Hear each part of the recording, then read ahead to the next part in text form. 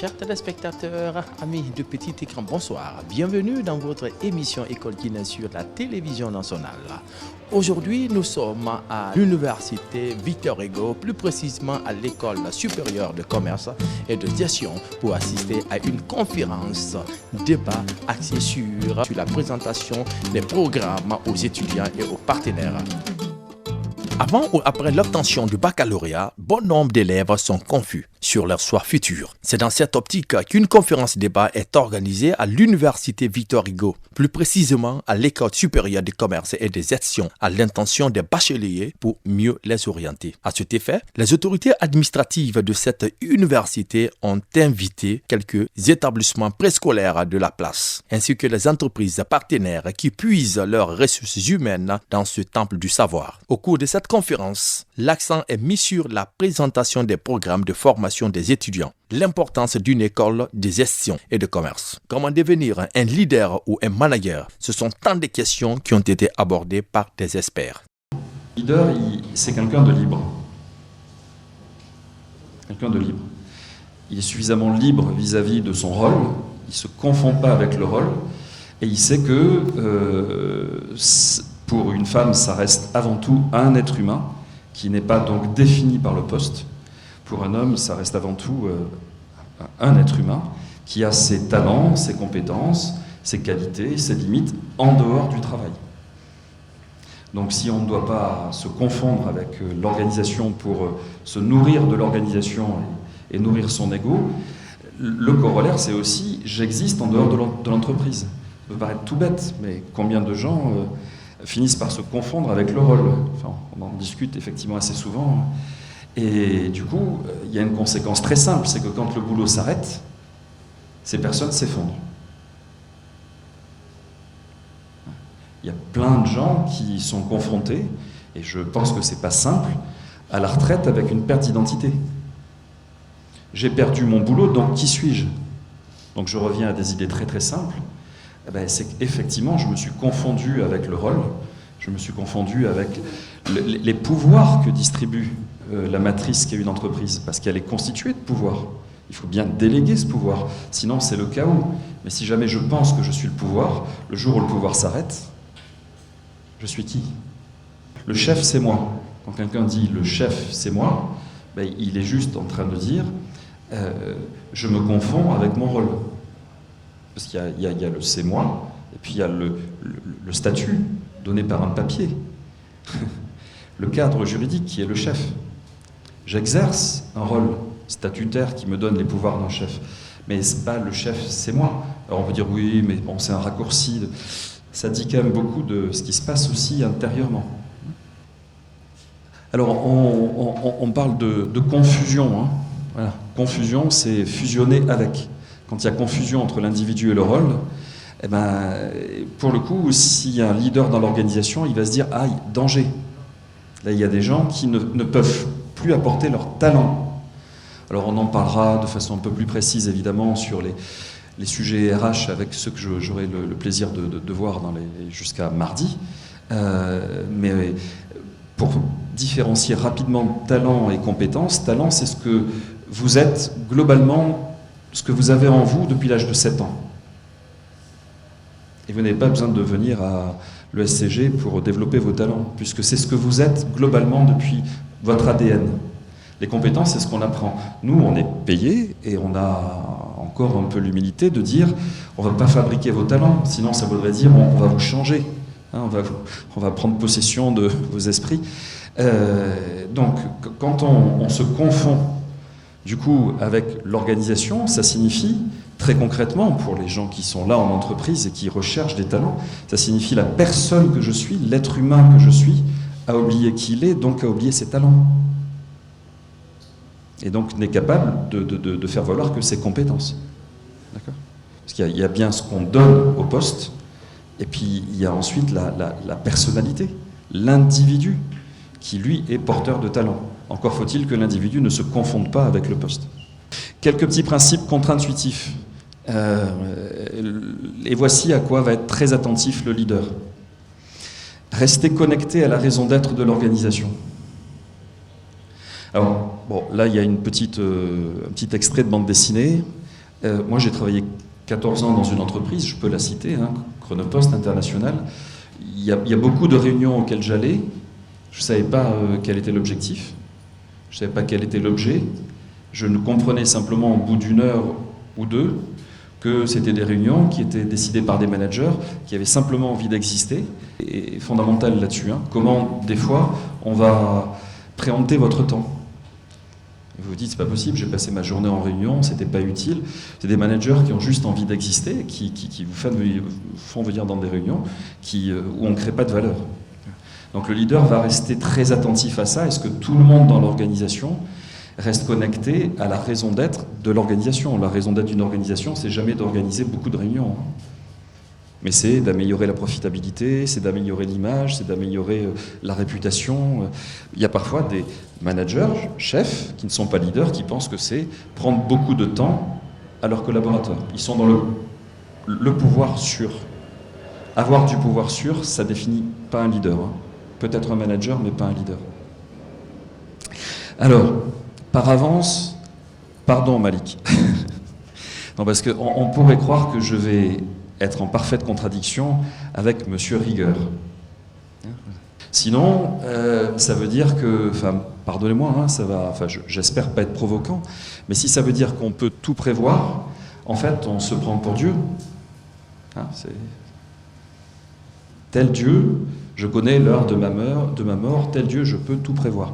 Donc c'est suffisamment sérieux pour que ce soit un éclairage, que ce soit un support, et quelque chose que l'on doit prendre donc avec beaucoup de sérieux, c'est pour ça qu'il faut le faire avec énormément de rigueur, pour se dire, il peut y avoir un aléa. Ce que j'ai prévu, ce que j'ai planifié, ce que j'ai budgété, peut ne pas se réaliser parce qu'autour, il y a la vie. Certains disent Inch'Allah, certains disent Let it be, ça s'appelle juste la vie. Hein, voilà.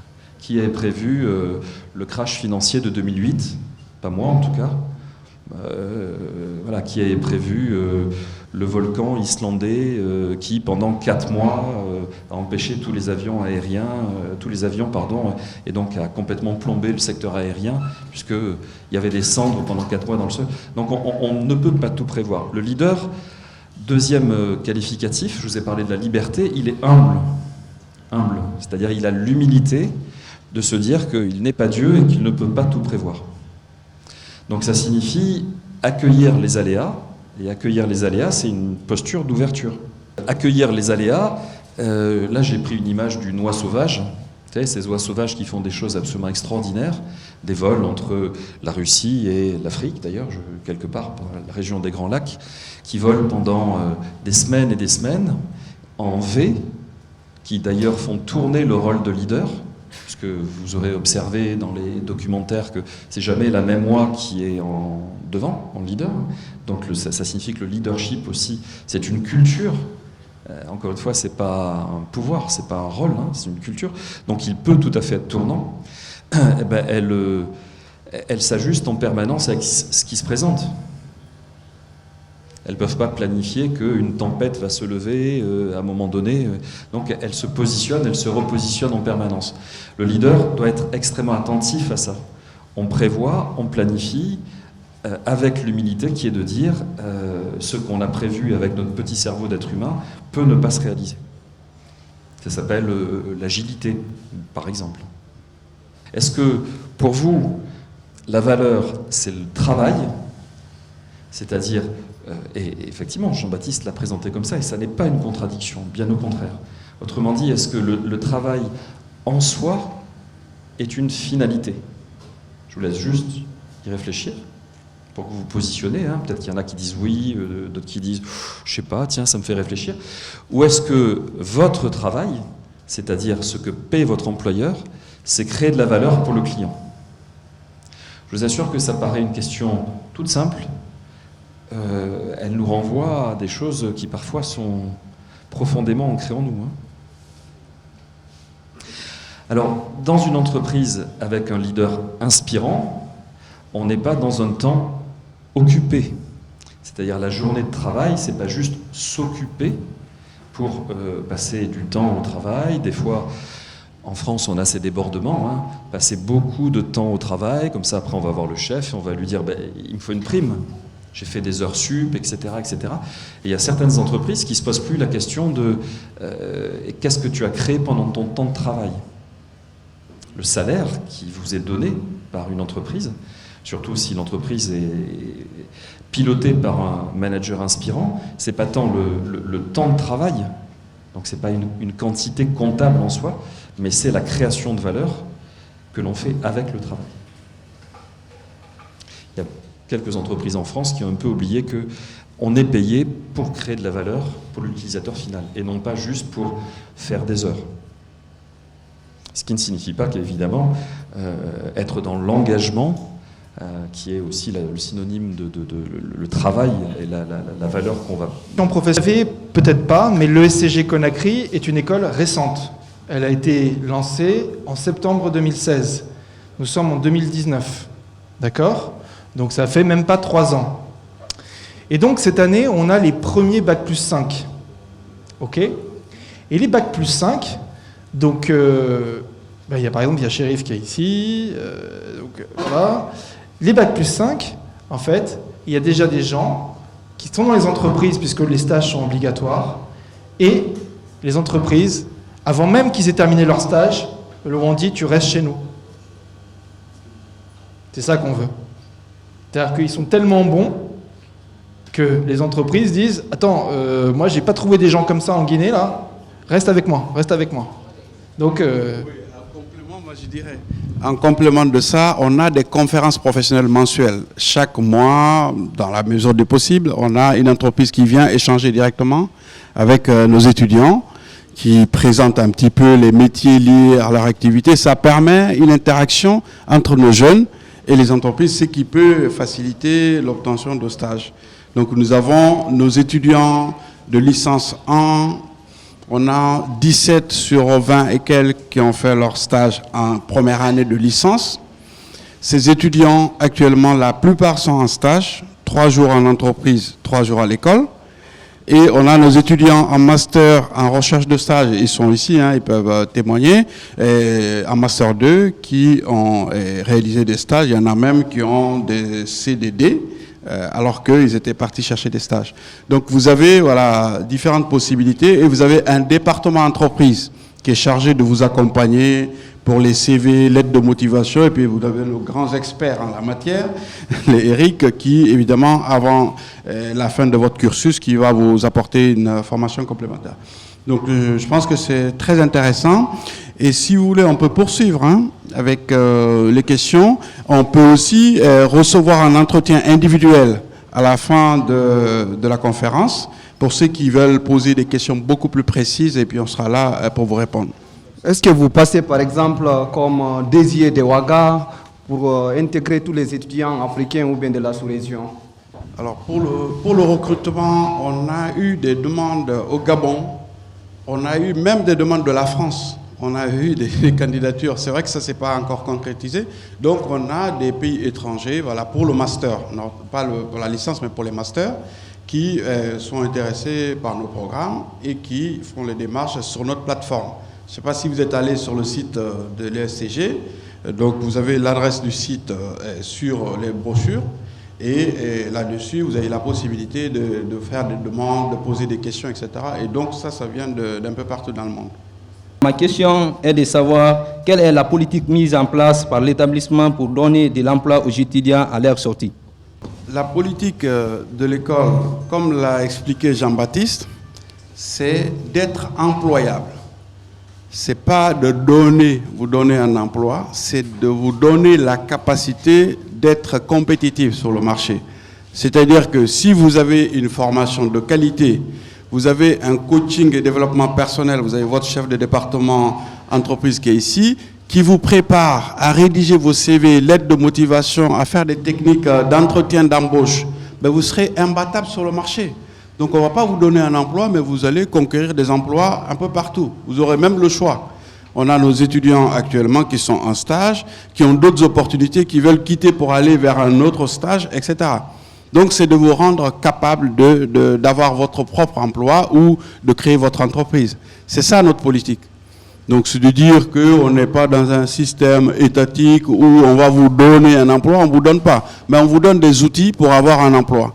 Et ça, je peux vous garantir, si vous faites le circuit jusqu'au bout et que vous suivez avec rigueur, vous n'aurez aucune difficulté.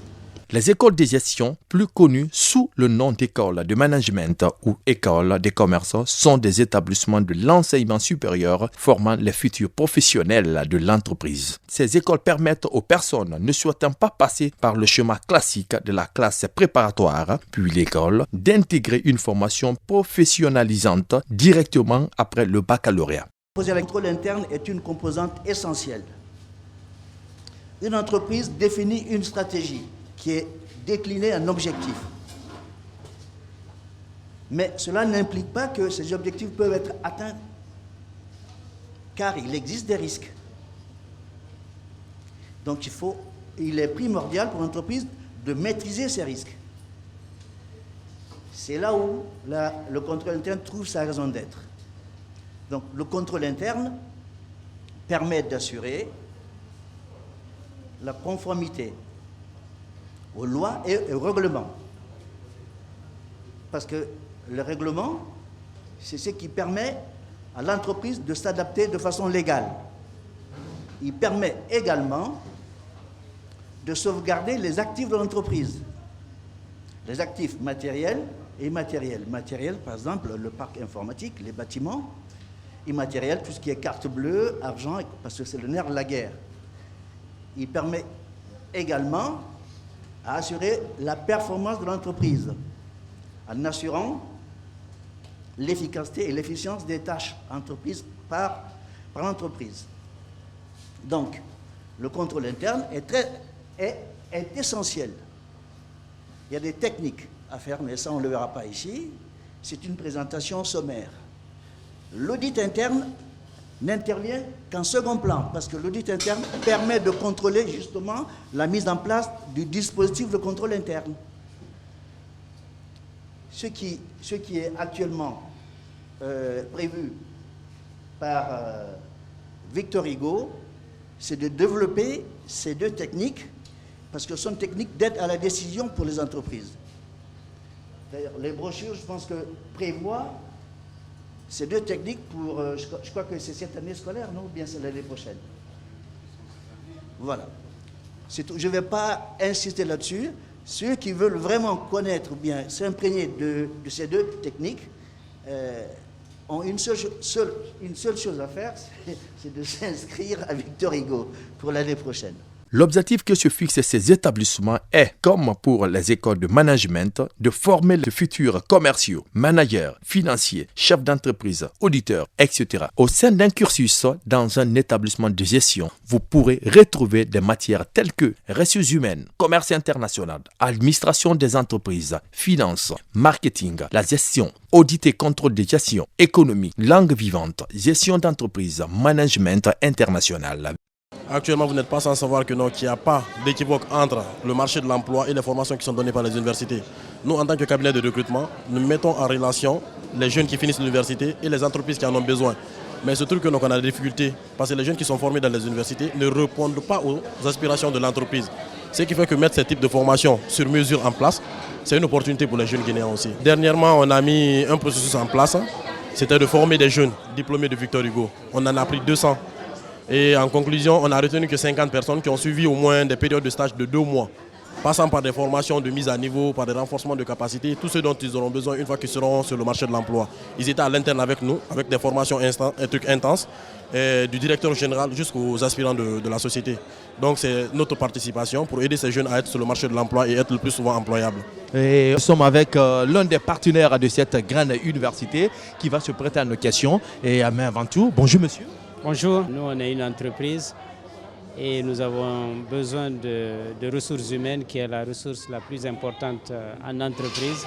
C'est de l'éducation qu'on donne et nous sommes partenaires avec le groupe scolaire Victor Hugo, l'université dans sa section économie et gestion. Pourquoi? Parce qu'on a besoin de ces produits pour pouvoir réaliser notre mission d'entreprise. Nous sommes une entreprise de service public à vocation commerciale et pour faire du commerce, il faut beaucoup de qualité, il faut conférer beaucoup de qualité aux ressources, aux employés, pour les nommer ainsi.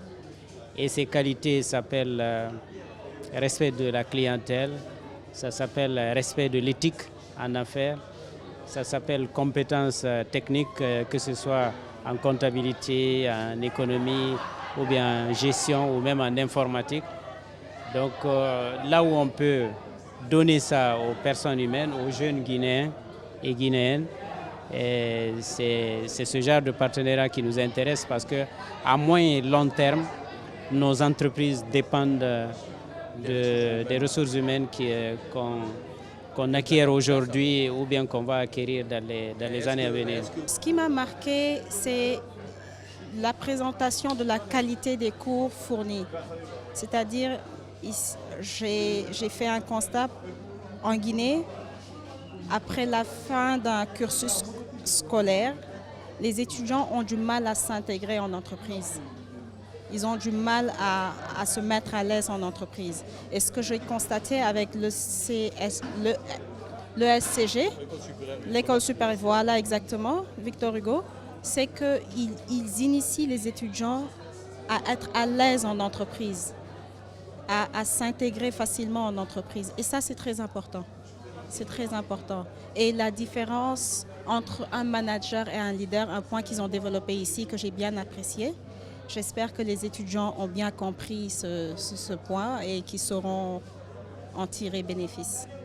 Si vous avez constaté ce matin, j'ai tenu à ce qu'un nombre important de mes futurs candidats au bac m'accompagnent pour qu'ils prennent goût de ce qu'ils vont entendre, pour qu'après, n'est-ce pas, le bac, quand ils seront admis, de venir continuer les études ici, parce que ce que j'ai vu passe de commentaires.